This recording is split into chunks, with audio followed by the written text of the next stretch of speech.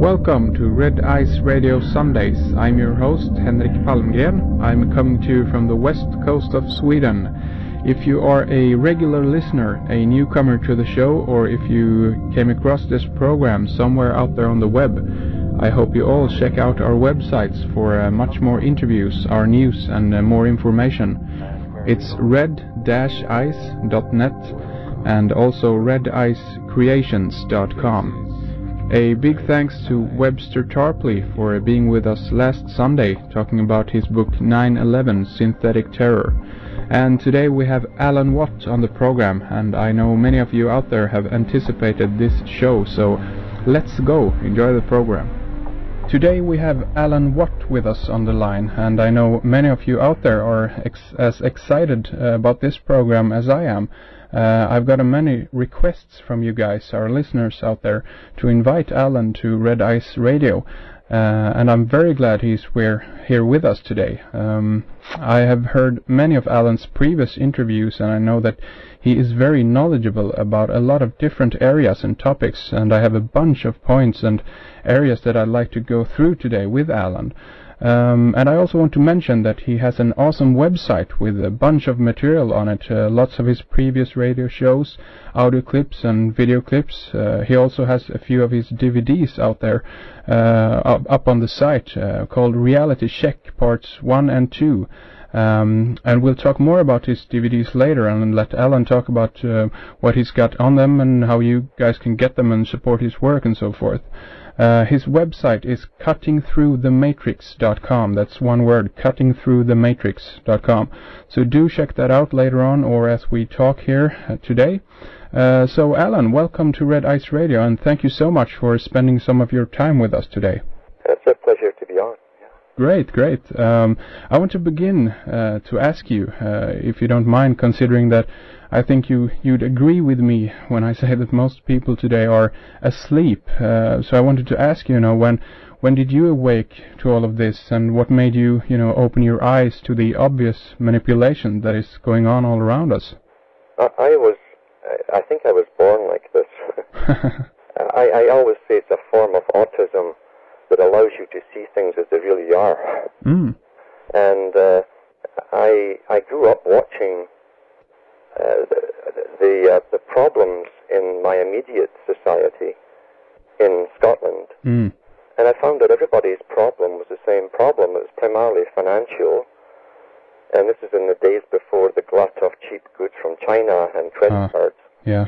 And I realized we lived even then in a managed society where the bulk of the population earned pretty well the same income, which was just enough to keep them alive and pay rent. And most people paid rent in Britain at that time. Yeah. And it truly was a managed, fixed economy, which kept them exactly in that position. And when you're a young toddler, you can walk through different people's homes to visit your friends, and you're ignored by the parents. And you can listen to the parents argue all about the same things, which were basic necessities. And I asked, well, why, how come, if this was supposedly Great Britain, how come that most of the people I knew were pretty well all in the same boat, financially? Yeah. Where did all the money go? And then you find by studying, even early study, I went to adult libraries, and I found out that only a few hundred families in London, hereditary families, really owned the power of what had been the British Empire, and they still do. Yeah. That was very intriguing, because when you think about it, if we have been here for millions of years, and supposedly by the theory of economics, every hour of labor you produce ultimately is either spent or saved or passed on to your offspring, how come most of the people, millions of generations later, don't have very much? Exactly. And how come a few do? Yeah, exactly. It's not through thrift, of course. It's through a system which is bigger than just an evolved system. Yeah. It's a religion and a system, definitely involving people who intermarry one another a form of selective breeding, and there's positive proof all around us on that score. Yeah, of course, absolutely. And you know, I'm intrigued by your name at the website, Cutting Through the Matrix, because I too agree that it is a kind of a matrix. And I mean, what does that mean to you, that word, and you know, how do we break the spell or break free of the matrix, so to speak? It's not only breaking free, and here's the problem. Most people are not leaders in any generation. Most people are followers. And it's become progressively more so in the last few generations. Yeah. We've gone from a taste of a beginning of freedom for the ordinary person. We've gone from a taste of that into a well-managed society. Most people today are being managed. They suspect it, they feel it, they know it, and they don't mind. So that's the thing. Most people are content, and they will be content until their own personal consciousness is blotted out. They do believe that these benefactors above them are truly benefactors, even though they never see the faces of these faceless bureaucrats, or attend the meetings that they attend, or even know their agendas. The media has done such a fantastic job in controlling their minds for them and doing their reasoning for them, that they now expect that anything that's important will be told to them by the media. Yeah. They believe that. I mean, that's a real problem, because we are in a situation here where the, you know, the lying, the state-sponsored truth, so to speak, is broadcasted through the media, the mainstream media, and we have a bunch of people, you know, all around the world who go to this source to find out about the truth, and I mean, this is like a trance, almost a mind control. I mean, I know that you've spoken about this before as a science, correct? It is a science, yes. Yeah. It's a science which is so well understood that it's taught to the few involved, who themselves will put out documentation on it, which are generally ignored. Most of the public don't read books which are kind of boring to them. And Zbigniew Brzezinski, who's always been up there as a presidential advisor, and who is a form of you might call him a mind specialist for psychological control of the masses. In his book, Between Two Ages, he has a chapter called The Technotronic Era. And he talks about the coming time, which is here actually, it's here right now, where forms of science will be used on the public. Now, technotronic meant that part of it would be a form of radio-type beamed waves, which would sort of lull the people into sleep, keep them happy and contented like grazing sheep. As they go through big changes, they wouldn't notice. But the other part was, he said, shortly the public will be unable to reason for themselves. They will look to the media to do the reasoning for them. And therefore, anyone telling them something which is not on the media will not be believed. And that's what you find now. If you tell someone something which you have proof of and show them the documentation, they will still disregard it unless the media tells it. Exactly. I mean, do you think that it is something in the... I know a lot of other researchers have pointed to the fact that the television itself, the frequencies from the television actually is kind of hypnotic. Have you researched this? They've always known that since John Logie Baird brought the TV out. It's what interested me was when I first saw someone, a person who was normal, who actually went up to adjust the television screen, because in those days, in the 50s and 60s and 70s, sometimes you get the rollover with the lines going across, the horizontal hold, and he went to adjust it, and he stopped dead in front of it, and then he had an epileptic seizure, even though he'd never had any epilepsy in his life before. And it was found that the brain, the actual frequencies of the rollovers corresponded exactly with his conscious brainwaves. So in some people it was an overt action. They'd actually show what happened to them. But most people were simply being hypnotized by it. And when you're hypnotized, you can be very suggestible. Yeah. And many ideas are put straight into your subconscious that it bypasses the sensor part of your brain.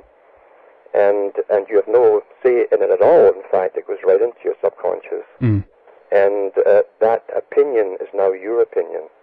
It's a straight downloading type technique. Yeah. So now that they've digitalized it, yeah. I think they've gone a step further. It's more precise now.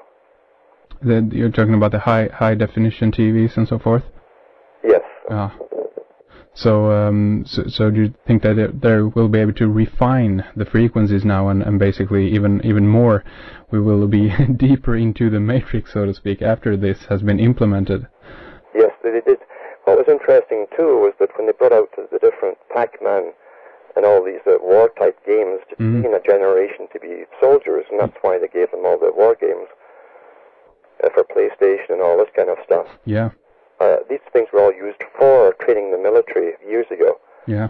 So that was deliberate. They wanted a generation 20 years down the road that would not react when they had to see a person and just shoot them. That was a form of getting over that natural inability to kill people. You train them from birth to do it, and you don't see them as people anymore.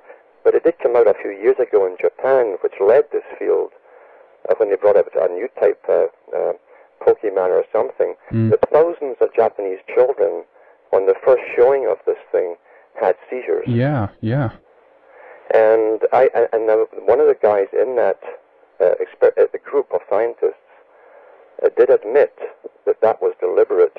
That was a test to see if they could actually penetrate into certain brainwave patterns of the youth and alter their consciousness. So they know what they're doing, that they're not making mistakes. No. They are fine-tuning this form of digital strobing to affect the mind.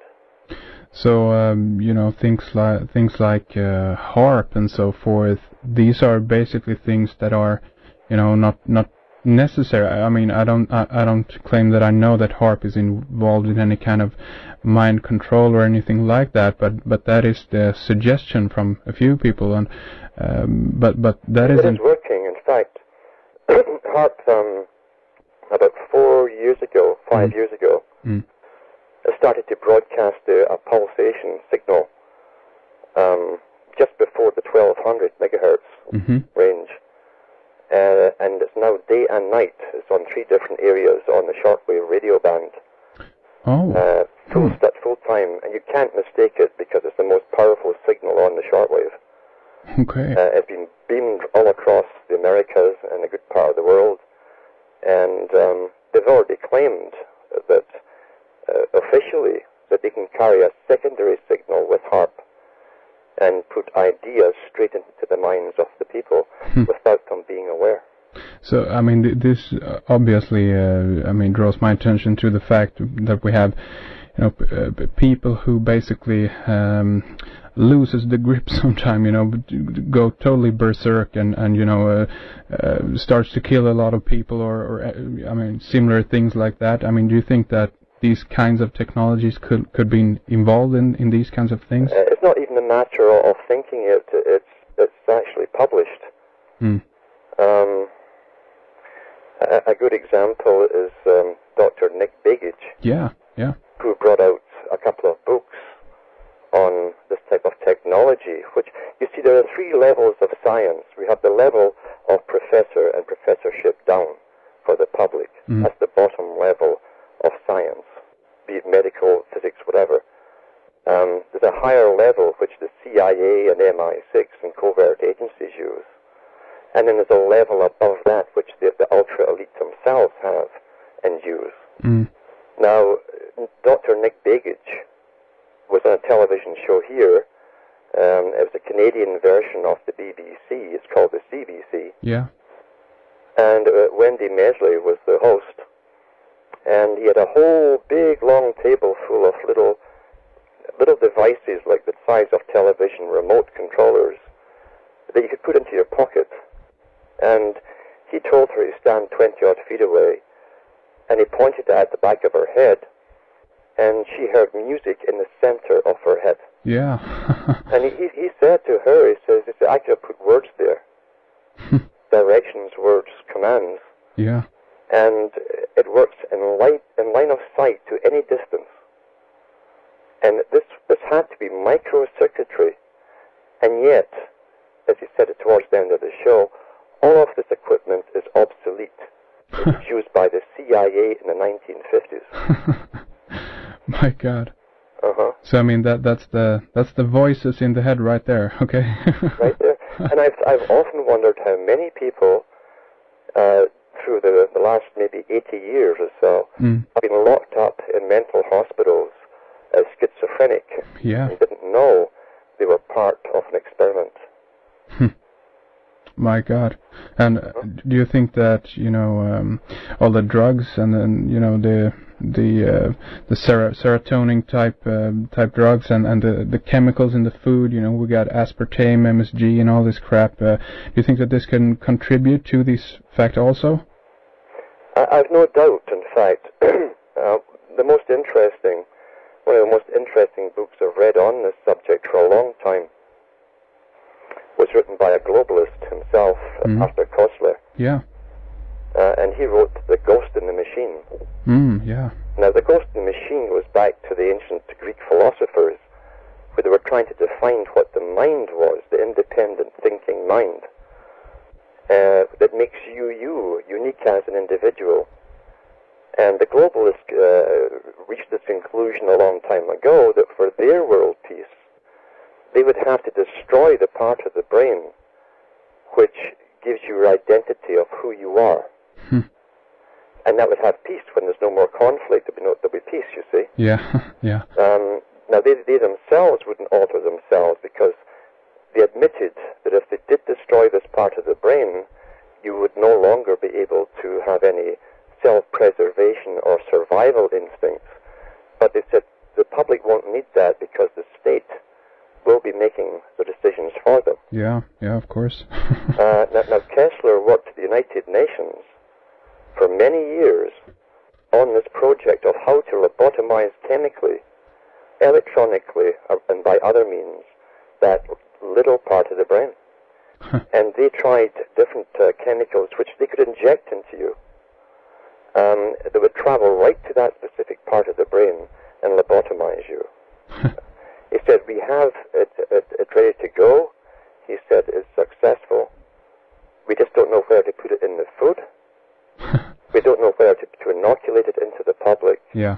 We don't know where to put it in the water supply or just spray it from the air. And lo and behold, they're doing all of those. Yeah, exactly. Chemtrails, right?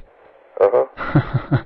Yeah, and I've heard, regarding fluoride and aspartame that a few researchers, I think it was actually a researcher here in Sweden who had studied, I can't remember her name right now, but has studied aspartame, and I know that fluoride has this element to it too, and it is that it becomes more difficult for people to draw connections between different areas when they're have this chemical in their body, basically. Absolutely. Absolutely. In fact, we know that Germany used it. Pre-Nazi Germany, just before the war began, they were introducing it into the water supply of the peoples and into the countries they took over for that very purpose, to make the people more complacent. That's one of the main effects of fluoride. What's interesting, in North America, we found out here that, all the big famous players and names that come on down through history over and over again are involved in this. The Bronfmans, who owned the big whiskey business during the Depression, who were the real mafia at the time, and did all the smuggling. The Bronfmans also owned Alcan, which is the biggest aluminum company in North America. Yeah. And the byproduct of the aluminum industry is the aluminum oxide, which basically is what fluoride is taken from. Yeah. And they have known for over 100 years that aluminum oxide causes Alzheimer's. They've known this. They have definitely known it. Because when they dissect autopsy the brain, they find heavy doses of this in the brain. Yeah. So it is no mystery at all. No. So yeah, then we find Donald Rumsfeld. The CBC did a documentary on him, and back in the 1970s, he was giving the chemical agencies for gas and warfare to Saddam Hussein on behalf of the United States. And here's the same guy yapping on about weapons of mass destruction. Yeah. He's the same man that was at the head of the company that produces aspartame. Searle, he was right? the director of that company. Yeah, yeah. And here he is, single-handedly, he put the bill in to get it through to accept aspartame in America. So the man is basically a drug pusher, you might. God. Aspartame is an interesting name as well. Asp is a serpent from Egypt. Yeah. Oh, really? Yeah. Huh. And do you know if aspartame is that like a combination of different chemicals suggested in the name also? Do you know that? I wouldn't be surprised if there's deeper meanings to it. Yeah. They love these. It's like the RU46 drug for instant abortion. Are you for sex? That's what it's saying. Oh my God! Okay. They love to play these games. Yeah, yeah. Well, I mean, what's that about? Because that's an interesting area. Because I'm intrigued by this also. You know, how words are being used and so forth. I've read a lot of different articles, and I have them on my site, the Red Eyes website, regarding, you know, the fact that things like words and terms and you know, can obviously affects first of all your thoughts, but that your thoughts actually affects even your DNA down to even that level. I mean, is this something that you have come up to also? There's a part of that. Mainly, though, if you take the vibrations, not the type that the New Age are trying to practice. If you take a certain frequency or vibration and you amplify that, you fine-tune it, and even keep a frequency and move it up different octaves until it's almost, you don't hear it audibly, but it actually will vibrate the bones in the head. These work on people, and these were known to work in the days of Pythagoras. I mean, even the musical scale came from Pythagoras. Yeah. And the word tone came from Pythagoras as well. Okay. So these are sciences which were known in ancient times. And of course, the standard religions would often use particular tones and frequencies. And chant is a form of hypnosis, putting the followers into a suggestible state. Yeah. And it's worked very well up to the present time. Yeah, that's interesting. Also, earlier you mentioned, you know, because as a front, I guess, or whatever it might be, the philosophy of that we're going to enter an age of peace, so we have to, you know, manipulate mankind into being peaceful, basically. And I've heard this as, you know, termed as the age of reason and so forth, with a Freemasonic connotation there, I guess. I mean, is this something that you've come up against also? Absolutely. We're living through a religion, actually, that no one talks about. They talk about the symptoms, but they don't realize there's a religion behind all of this. A very old religion. Even the word reason. If you break it down, you have Rhea. Yeah. Now, in Aramaic and Hebrew, Rhea was the wife of Ra. That's what they called her, rather than Isis. Yeah. So they called her Rhea. It's a combination of R-E, which is also another way of spelling Ra. Yeah. And Ah, you know, the one. Yeah. So reason is also a religion. The religion. Yeah, and I've actually heard religion as the Legion of Rhea. Rhea Legion. Yes. So I mean, it's all in there. And is this kind of, you know, I mean, because then we talk about people who also have been instrumental in creating the languages and so forth. Is that correct? Definitely, yeah. Huh. Like, I mean, English, what is it? It's like a 13th, 14th century language or something. It isn't even that. It's even later, because it was in the times of Francis Bacon. Yeah. Who gets a tremendous acclaim from the high Masonic groups as part of a team who really created the English language as we know it. Mm. And he said in one of his writings, we are creating the international language of the future. He wrote that back in the 1500s. Amazing. And then Shakespeare, who many of the High Masons claim is one and the same person as Bacon. Yeah. He came out with over 160,000 words in his plays. Mm. So that was how they got it out. They gave it through a new Bible, a King James Bible. Yeah. And through the plays of Shakespeare, and a whole new language was really born, because the Old English you can find in the writings, if you can get the original writings of Chaucer and other 11th century writers, it really was Old Saxon German.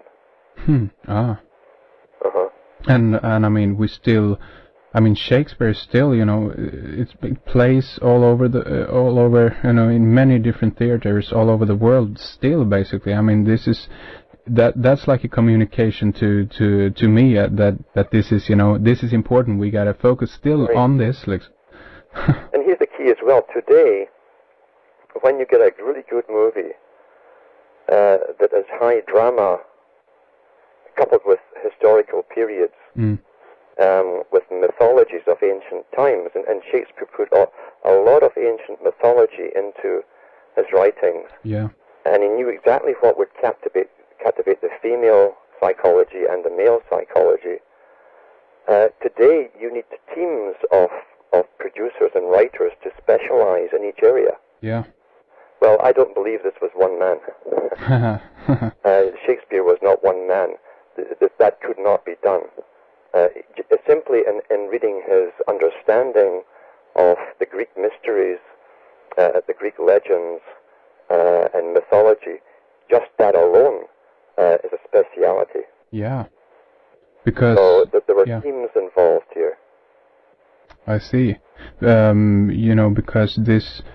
I can't remember all of it now, but it rings a bell that this has something to do with Pallas Athena, because she was the spear shaker. Yeah. Have you heard about this? I know Pallas Athena, and there are even deeper meanings towards Pallas Athena. You'll see the same thing on the old British coins before it went decimalized in the 1960s. The old British pennies had Diana with her helmet on and her spear and her shield seated on the backs of the pennies. And you ask yourself, why is that on a British English penny? Yeah. This ancient Greek or Athenian symbol, and it's all part of a religion, we find out as we dig into it. Yeah. Behind the shield is a serpent, because Diana was always accompanied by a serpent. Interesting. So yeah, you're dealing with a religion here, and people who are taught the religion. If you go back into ancient times and you see how empires were created and built up, yeah, you would find always a major capital city where one little group ran the money system of that city, or even that city-state. The same people who ran the money were involved in the drug industry, even from the earliest times, for medicine. They also ran the judicial system, the legal system. They also ran the illegal system of running drugs down through time. And you had the biggest amount of poverty always existing amongst the biggest amount of wealth. Coexisting side by side. And that's what we have today. So you can follow them all down through history as to where they set up their major camps. So, in spades. Alan, is Freemasonry, you know, the common denominator here? Yes, if you are, if you belong to a religion that goes into countries, brings its own religion in, controls the wealth, and gets the sole power to distribute money and handle money, and the drug industry, the pharmacological industry. So sure, you need more people to help implement your system, a form of middle class. And we know that the Rosicrucians came into Britain and worked very hard in the sciences to bring forth the Industrial Revolution. And that's a key word too, is revolution, because that's one of their terms. They create revolutions. Most are bloodless, some are bloody. And even during the 20th century, we had the sexual revolution and all of this kind of thing. These were primarily bloodless, but they totally altered society. Yeah, of course. And there we have the word again, because revolution is just like a revolving, or, you know, going one circle, so to speak. Yeah, you have us literally going in circles. Yeah, exactly. Revolution after revolution, but nothing happens. Not for us. Not for, yeah, exactly. Things happen, of course. We adapt. We always adapt. Yeah. As Plato said, man is the most adaptable creature on the planet. And therefore we can give him his culture. And we can change his culture so easily that the generation involved who have a new set of rights and wrongs will be the last to understand or even see it. Yeah. And that's happened over and over. You know, I wanted to ask you, because you brought up Francis Bacon there earlier. He wrote one of his books that his name was on was The New Atlantis. And primarily he spoke, you know, about America as the new Atlantis, and that it was going to be set up as the new Atlantis and so forth. I mean, this is also something that is interesting, because the theme here is also kind of a revolution, or that things are just revolving around, because the theme here seems to be that America, you know, has been set up as this superpower, but now it is being brought down, the symbolic, I guess, destruction of America or Atlantis. Do you agree with that? I think, judging from history, when the empire builders go in, they'll build up a country to be the leader for a certain period, and to push the changes on everyone else, every other country, and then they kind of, the money's withdrawn, and they go down, and they sink into what they've left behind. Yeah. So the United States was definitely created to bring in a global system. It's on all their seals, it's on everything. Yeah. They call it the Enterprise. Yeah, yeah. That's why they had the Starship Enterprise on the Star Wars series. Yeah, Star Trek, yeah. Or Star Trek. So yeah, and they'd even say that e pluribus unum, you know, out of many one. Yeah. Now, pluribus unum, many in one, also is monopoly. And the United States has been a champion of monopolization of industries across the planet. They kick out, they destroy any competition and monopolize everything into one. And that's one of their MOs, yeah. Yeah, and that's like a you know, more a communistic approach to things, I guess, than a capitalistic. It's a different type altogether, really, because it seems to be a capitalistic approach to using this particular communistic technique. But really, when you realize that at the top there is no left nor right. Exactly, yeah. There's only the one, as you call it. And we find from the writings of the founding fathers that nobody reads anymore, that the writings that they wrote themselves, say by Jefferson, or he said the same thing as Ben Franklin. Yeah. Jefferson said that out of this federation of the United States of America will become the nucleus to a federation of the world. Yeah. And that's basically what their role has always been. Yeah. So there is a definite plan here, so to speak, to guide us towards this goal of a one world order, right? It's all through the writings, President Wilson's writings, Colonel Mandel House. They really put up the banking system, and he was the boss of Wilson, really. Yeah, they knew exactly what they were going for, a monopolization of not just the world as such, but the whole system, the mineral rights for the entire world, the water rights for the world, all energy resources for the world would go into the same hands. And this would be a new form of dictatorship, which they prefer to say is benevolent. Ah. They're benevolent dictators. Yeah. So I mean, how if they were to succeed with this, I mean, how do you think that the world actually would look? I mean, would it be a severe kind of fascist police state, or you know, kind of in its death throes of the old going into the new, you would have that. They are on a roll, and have had world meetings about the science meetings, about chipping the brains of people ultimately. You've probably seen the write-ups by the Professor Warwick in England, who's taken a chip in his brain. He's one of the frontmen to push this. Yeah. Well, at Loyola University in Louisiana, they had a world science meeting paid for by the United States Department of Commerce, and the professor from Japan said, we're ready to implant this in everyone on the planet, except for the elite. They must retain their survival capabilities. And he said, but when this is put into the people, there shall be no more individuality as we know it. It will be impossible for a person to even try and think of themselves as an individual. And so he said this will be pushed through cartoons, through novels, through movies. Now, he didn't say we'd like it to be pushed. He says this will be pushed. And at this science meeting, they didn't discuss politics once, because the boys at that level don't work for politicians. They work for the real world government. That's another clue. Yeah.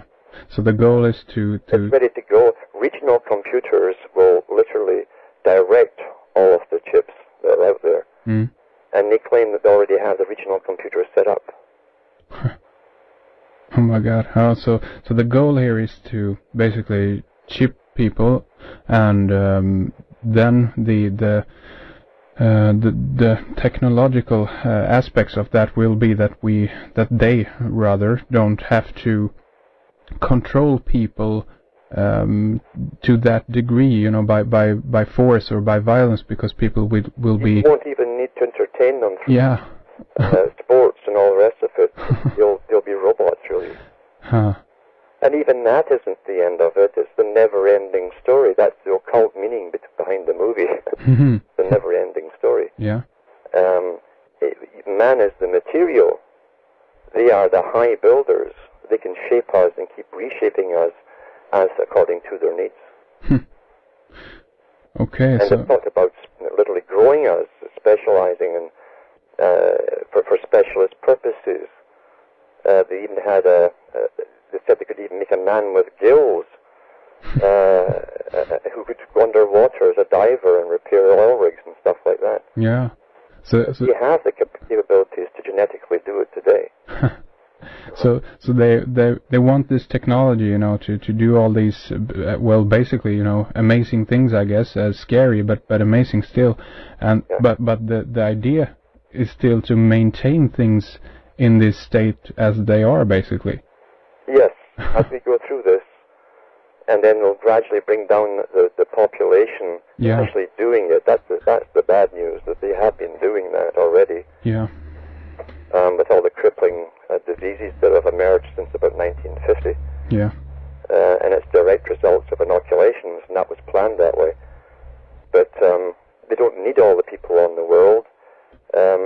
Modern economics will tell you that we are here to serve the economic system. Not the system is there to serve us. Yeah, yeah. And they do not want inefficiency in this brand new system that's coming up. They want total efficiency. So I mean, as things are now, I guess China is a really good example maybe of what they're trying to achieve, because that has this strange mix between being on the surface communistic, but a communist country, but it is highly capitalistic, so to speak. Yes. Yeah. So, yeah, I mean, really, it's really an oligarchy in China. And China has been put up by the United Nations as the model state for the world that we have to emulate. And they have the one-child per family policy. Yeah. And they do enforce it rigorously. And they use more psychology on their public in their culture creation to create social approval and disapproval. It's been done more intensely there, so that even neighbors will turn you in if your wife is pregnant again. Yeah. Because they say, well, you're antisocial because you're going to take more food and for a selfish purpose. Yeah.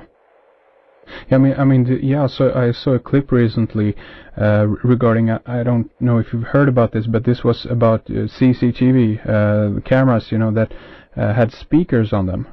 You seen this?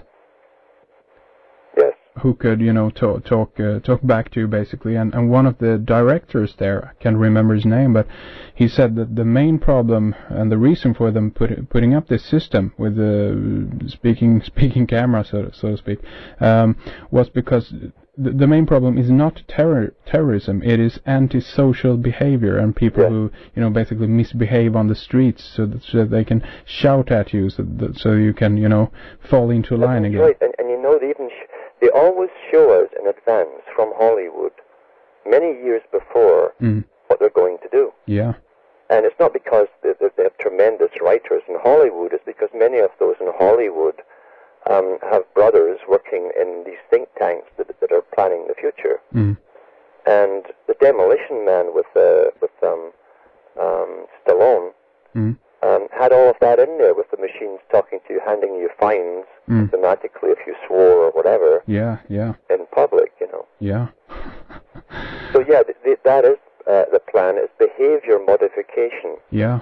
On a grand scale. Yeah. Antisocial behavior. That's it's so, I cringe when I hear the word. Well, the thing is, the word interdependence is a strange word. It was first used again around the time of John Dee, who was an advisor at the court of Queen Elizabeth I. Yeah. And John Dee came up with this term. He was a Rosicrucian as well. And he came up with the term of the British Empire. It hadn't been used before. And he explained to the Queen what this empire would be, how it would work. And it would be a form of free trade, which would be a monopoly trade, where it would exclude those who are not passed as members by the ones who would run it at the top. So it wasn't going to be free for everyone. However, it would also bring other countries to their knees to join it. Yeah. By excluding trade with them. Now, to join the Union, this British Empire, you would have to acquiesce to all their rules, regulations, and the economic system, which you adapt to. Now, all your laws run around your economic system. So if you adapt to that system, you would become part of the British Empire. And so they knew then where they were going with all of this system. Interdependence is a word he used. And we have to really figure out what they mean by interdependence. Because on the one hand, to inter means to bury. It's like international. Yeah. Inter is to bury the nation. Ah, okay, I see. You see? Yeah. Now, interdependence is to bury dependence. Really, is to bury independence. The opposition to interdependence is self-reliance. On an individual scale. Now, when Margaret Thatcher and other ones kept using this term interdependence, and George Bush Senior and different ones. Yeah. It sounds like a pleasant, fuzzy word, so we just don't think about it. Yeah. But it will come right down to the same way of that China is in. Where if you eventually have your own water, if you have your own little garden to feed yourself, you will be antisocial. Yeah, exactly. That's what it means. You must be dependent on the system for all your needs of survival. That's what interdependence really means.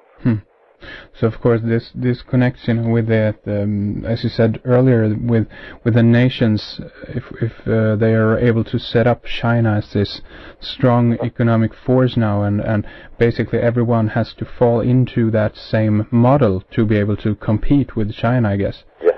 And this connects with the WTO and even the UN also, of course. And yet, I said years ago, I was telling people, before the European Union even occurred, I said they're going to merge us all. They're doing it now. Yeah. And they kept using terms like, well, the Prime Minister's off to meet other Prime Ministers to create closer ties. That's how they always couched it, you see. Yeah. And so they use the specific terminology which they never explain to the public. Closer ties are legal ties. And they're doing the same with the Americas at the moment. They've actually done it. They signed the first part of the exoteric, the open agreement, back in March of 2005. And by 2010, the Americas have to be amalgamated with a new governing parliament. Yeah, yeah. Europe. Yeah, exactly. And Karl Marx wrote about it in the 1800s. The United Europe, the United Pacific Rim region, and the United Americas. Yeah. And he wasn't using a crystal ball. He knew what was going on there. He knew it because he was paid by the big bankers to write his Communist Manifesto. Yeah, yeah. Do you know if there are any place in the manifesto that suggests that that Mexico or the population of Mexico should basically invade the U.S.? Well, he knew the same as Jacques Attali knew, that there would be great upheavals that hadn't been seen since the Goths and Visigoths came into Rome. Yeah, yeah. In Rome's last days, there'd be upheavals with mass populations on the move. And sure enough, he was well aware that could be made to happen. And the reason he was sure of it is because these boys have archives to go to see for history, real history. We get public libraries. Archives is where the formulas for how to motivate populations, how to move them, how to make them think and do things, that's where all these formulas are kept. Yeah. These are ancient sciences of manipulation, which were well understood in the days of Egypt.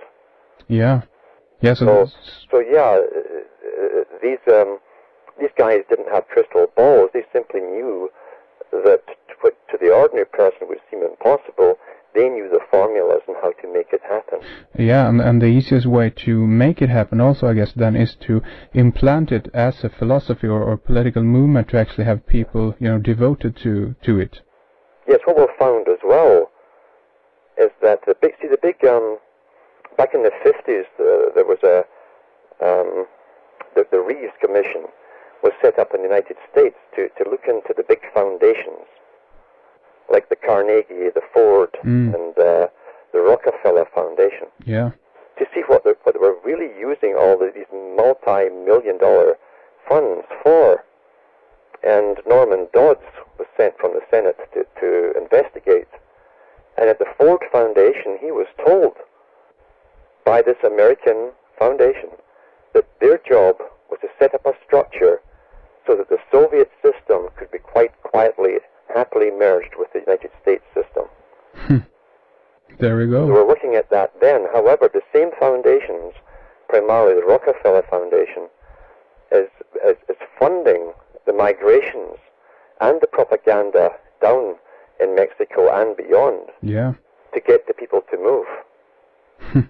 So they're causing the influx. Yeah. And out of this will come the solution. It's the old stories, thesis, the antithesis, and the synthesis. This is what they're after. Yeah. They want the synthesis. Out of the action, you'll get the retaliation by the citizenry, and then you'll have the laws and legal systems for the solution, and that's exactly what they want, because the solution must knock down the last vestiges of the American Bill of Rights. And the recent what is it called, the transatlantic corridor, right? Also connects with this, I guess. Well, you know, there's more going on that they never tell you about. Once in a while they do, but they won't remind you that they've told you, and we forget. Yeah. There's more under the ground than there is over it. About six or 7 years ago, in one of the British newspapers, it came out that a big corporation with Rand involved, the Rand Corporation, had began a boring project to make a tunnel, just like a transatlantic type tunnel, a tunnel underneath the Bering Straits from Pigeon Lake in British Columbia, Canada, that would come up inside Russia. And it was begun back then. They said it would be completed in 5 years. Okay. We haven't heard any more about it. And yet these boring machines that Rand Corporation has can go through all kinds of rock at 5 miles per hour, day and night, and literally fuse the tunnel walls behind them with the heat generated. Amazing. So yeah, what we're given as news is trivia. Yeah, Really? I see. Yeah, it's something to be occupied with while the real game is going on behind the curtains, I guess. Yes. Yeah, Alan. We also knew too, which is of real importance, is that during a massive change of culture and tradition to a new phase, you must introduce a religion to match it. And that's why in as early as the 1800s, they brought out that which become the New Age religion. And Alan, that's I think we should finish up this segment now, and I really want to dig into the New Age movement and so forth in the next part. But in the last few minutes here, about 2 we got left, please tell us how to support your work and get your DVDs and so forth, and about your site. Yes, if you look up cuttingthroughthematrix.com, you can download as much as you want for free, and for those things which are on sale, they keep the site alive, they keep me alive, and I can continue churning stuff out. I've got a lot more to tell the people, and I could expand the site and possibly even get my own show on the go. Yeah. Because we're running short of time. We are the last thinking sentient generation, because the next ones will not even have the ability to think. And I'm not kidding. Okay, yeah. So support Alan's work and head on over to cuttingthroughthematrix.com. Alan and I will continue our discussion in the subscribers section, and we're working to get all things in place over at redicecreations.com. So these subscriber interviews will be available very soon. And next Thursday on Red Ice Radio we got Martin Dutré on the show for an interview on ancient Celtic New Zealand.